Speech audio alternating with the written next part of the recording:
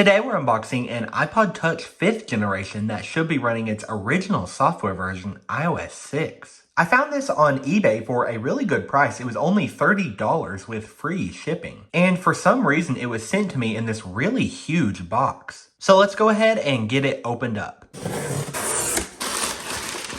Looks like the seller did include a power adapter with a charging cable. And here is the iPod. That was definitely the most overpackaged device I have ever received. But I'm not complaining, that is definitely better than being underpackaged. The iPod here is in a really protective case, so let's go ahead and get this removed. So with that removed, we can see that this is definitely a 5th generation iPod Touch, and it is in the silver color. The condition is looking really nice on the back. I'll just have to get this sticker removed. And here on the front, the display is looking nearly flawless. So let's see if this iPod has any battery power. And okay, it looks like the device is actually powered on. And we can definitely confirm that this is iOS 6 right away, just from the skeuomorphic appearance here that was totally changed in iOS 7. So let's go ahead and slide to unlock. And we actually open up right into settings. So let's go into general here and find out what version of iOS 6 we have. And okay, it looks like we have 6.1.3 here. I believe that was actually the last version of iOS 6 for this device. And we also see that this is a 32 gigabyte model. So now I will press the home button so we can see the beautiful iOS 6 home screen. I'll take a second now to get it cleaned up and see if I can get that sticker removed from the back panel. And there we go, this iPod cleaned up pretty much flawlessly. Thankfully that sticker came off really well and didn't leave any sort of residue. So now let's take a second to talk about what the iPod Touch was. So this product was pretty much always positioned as a way to get most of the iPhone experience at a much cheaper price. So back in 2007, we got the first generation iPod Touch that closely mimicked the original iPhone. The iPod Touch here had a really similar design, but it did have a stainless steel back panel. That was similar to the iPod Classic at the time, and the original iPhone also had a stainless steel little bezel piece. That design was slightly revised when Apple brought the second generation iPod Touch. And this model was pretty much functionally equivalent to the iPhone 3G. The second generation though was the first to ship with the App Store. So that was really cool, and Apple started positioning the iPod Touch more as a gaming device at that point. We also saw a third generation iPod Touch that looked the same as this, but it was more functionally equivalent to the iPhone 3GS. So that model was quite a bit faster and would end up receiving software support through iOS 5. But Apple really hit it out of the park with the 4th generation iPod Touch. This one came out just a little bit after the iPhone 4 released. And it really had most of the same features as the iPhone 4, so there was now a front-facing and a rear-facing camera. There was also a really sharp Retina display, the same resolution as what the iPhone 4 had. This iPod launched at a price of only $229. So that was a really great value for everything you got, and as you could expect, this model sold really well. However, Apple did break their tradition of updating this product yearly. When the iPhone 4S came out, there was no direct corollary. Instead, around the same time as the 4S came out, they dropped the price of the iPod Touch down to $199. But a year later, in 2012, the 4th generation iPod Touch was getting to be a little bit outdated. So when the iPhone 5 came out in September, Apple brought in this, which was the 5th generation model. And while this was a really compelling upgrade over the 4th generation, there were some strange decisions that were made. So at the time, Apple broke their tradition of giving the iPod Touch flagship specs. They only gave it the A5 processor from the 1-year-old iPhone 4S. That brought with it 512 megabytes of RAM. And don't get me wrong, those were still very impressive specs for 2012, but it was notably behind the A6 chip with 1 gigabyte of RAM from the iPhone 5. And it was just a little bit upsetting, especially considering the price increase for the 5th generation model. So this only launched with the higher end storage configurations at 32 and 64 gigabytes. And those cost $299 or $399 respectively. That was definitely pretty steep, especially for the time and considering this was a pretty price sensitive market. Apple was still offering the 4th generation at the $199 price point. At least they did bump the base storage capacity for that to 16 gigabytes. But as I said, that product itself was getting to be pretty dated. And at the time it was shipping with iOS 6, which would end up being its last supported version. But if you ignored the higher price and 1-year-old specs from this iPod, it was still a really cool product. It was now made from aluminum and came in some really fun colors. So it ditched the mirror-like finish from the 4th generation that only came in white and black with the display bezel. You could go for the classic silver like I have here. There was also a blue option, as well as pink, yellow, and product red, which was an Apple Store exclusive. All of those colors were matched to a white display bezel, but you could go for the black and slate model if you wanted a black bezel. I have a black and slate model here in its original box. This was a really dark finish to match the slate color of the iPhone 5. Another huge selling feature for this 5th generation Touch was the fact that it had the same exact display as the iPhone 5. So this was an all-new size for Apple at the time. It now measured 4 inches diagonally. That was a big upgrade from the 3.5 inches that iPhones and iPod Touches were capped at previously. It gave you an extra row of applications on your home screen, as well as making room for so many other things. Especially when you were doing things with the keyboard on your screen, you just had so much more room to work with.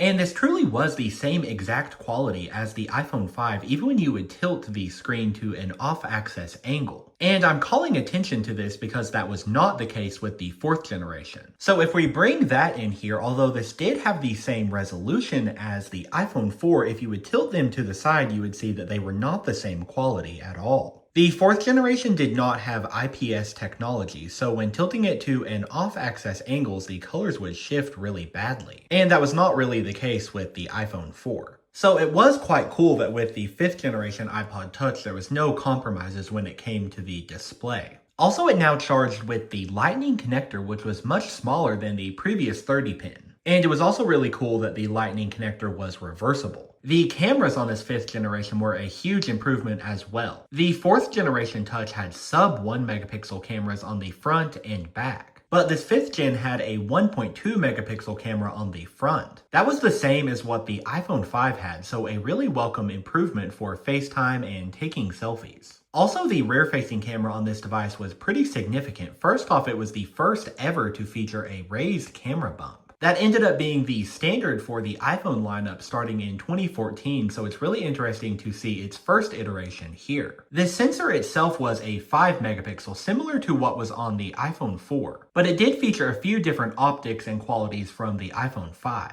There was also now a rear-facing flash on the iPod Touch for the first time. And as you'll see down here near the bottom of the device, there was an interesting little button. This was known as the iPod Touch Loop that was made to fit a wrist strap that was included with your device. I have one of those here on this blue iPod Touch. So as you can see, this would just slide on and off of the button to create a secure mounting point for the wrist strap. This feature was pretty much a huge flop. No one really used it. Personally, I think it is really cool and it's kind of nostalgic to look back on, but I understand why it didn't end up working out. You received a matching wrist strap with every 32 and 64 gigabyte iPod Touch 5th gen, and I believe you could also purchase them separately in 2-packs. Another cool upgrade for this iPod Touch was the addition of Siri. So let's go ahead and try that out now. Show me MLB scores for today. There are 3 wildcard games for today. What version of iOS am I running? You're running iOS version 6.1.3. Okay, well that was interesting. I've never heard Siri have such an unnatural voice saying the version. Usually it will say relatively fluently, like 6.1.3. That's got me kind of curious. Let's try that out on an iPhone 4S. What version of iOS am I running? You're running iOS version 5.1.1. Interesting, so this also says it in that weird way. And one more new thing that I want to mention for this iPod Touch is that it did ship with the EarPods headphones. So it was this style design that was much more comfortable in the ear than what Apple was giving you previously. There were a few downsides to this iPod Touch aside from the processor and price as I mentioned. Many people complained about the battery life on these. I've personally never experienced them being that bad, but that's probably just because I've only ever used models that are running iOS 6 and have only ever lightly been used. Another low point for these was performance with later releases of iOS. They still ran well with iOS 7, but performance definitely was going downhill starting with iOS 8. And especially with iOS 9, the A5 processor and 512 megabytes of RAM really couldn't keep up. And iOS 9 is where these models ended their support, so they really didn't go out with too much dignity in that way. Something else going against this device is that the iPod lineup itself was just dwindling in popularity at the time. That was mostly, of course, by the iPhone that could do everything that the iPod could. And iPhones were becoming a little bit more accessible at the time, either through hand-me-downs from family or options like getting an iPhone for free on contract with a carrier. I would say the iPad also played a role in the downfall of the iPod, as especially when the iPad mini came out just 1 month after this, that was a pretty compelling option to get an iPad mini for $329. So just $30 more than this and you had an actual tablet instead of a small iPod. That model did have half the storage of this, but still. Apple really structured the 5th generation iPod Touch lineup in a weird way. That 16GB configuration of the 4th generation model that Apple created to slot below this did not last very long. Instead, Apple ended up creating a stripped down version of this 5th generation model. So I have one of these here, this released in May of 2013. I covered this in a previous video if you want to check that out. But this was just super strange and stripped down. There was no rear-facing camera as well as no iPod loop. You did have pretty much all of the other features though, and with 16GB of storage, this launched at $229. Apple made another small update to the lineup in September of 2013, and that was when they discontinued the slate color option here in favor of space gray. I personally think the slate looked better, but it just had a really bad tendency to scratch and chip off. And in June of 2014, Apple made one more update to the 5th generation lineup. So at that point, they really did what they probably should have done from the start, and that was create a base model 16GB of this for $199. However, that one was not stripped down. It still included the camera and iPod loop. It also retained the full options for colors. I believe really the only downfall of that was that it didn't actually include the strap to go around the iPod loop in the box. That was instead an extra purchase, but as I said, really nobody cared or used that, so it didn't matter much at all. Also at that time, the 32 and 64GB models got a price drop. So those were now $249 or $299. And the 5th generation was discontinued altogether in July of 2015 when we got the 6th generation. That model had some revised color options. It removed the iPod loop and it added a new processor with the A8 chip from the iPhone 6. That was really cool because it was Apple's newest chip available at the time. And the iPod Touch only got one more revision in 2019 when it received the A10 chip from the iPhone 7. That model was discontinued in 2022 when the iPod name sadly died altogether. So now that we've pretty much covered the full history of the iPod Touch, let's talk about iOS 6 on this device specifically. So on its own, this version was not a huge departure from iOS 5. Instead, it's most remembered for being the last version with a skeuomorphic or Steve Jobs era of software design. So as you'll see here, a lot of these icons and software elements have a real sense of depth to them. They also have a lot of texture and realism with elements here like this linen background on the notification center. This is quite different from what we got with iOS 7 that released just 1 year later. That version went for much more of a flat and modern look with translucent design elements.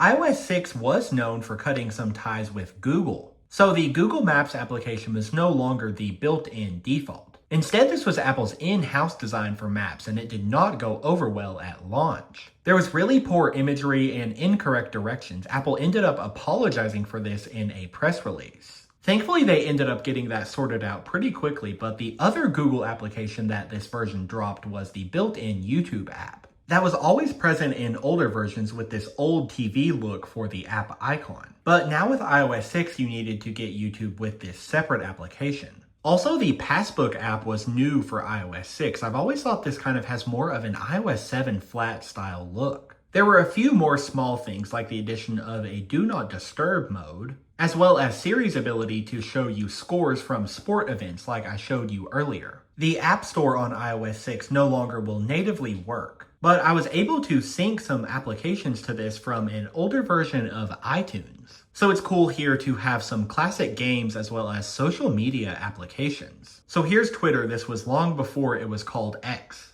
Here on the second page, I have some more. It's kind of interesting to take a look at applications like Paper Toss here because this was not optimized for the 4-inch display. Instead, it was made for the older 3.5-inch devices, so you'll see these black bars on the top and bottom. And I always like to say this, but this version of iOS did not have any built-in flashlight functionality, so you would need a separate application to do that. Also, the multitasking interface for iOS 6 is really old school. So you would only get a preview here of the app icon, and to close them out, you would have to first hold down on them until they would go into this wiggle mode, and then you would press these really small minus buttons.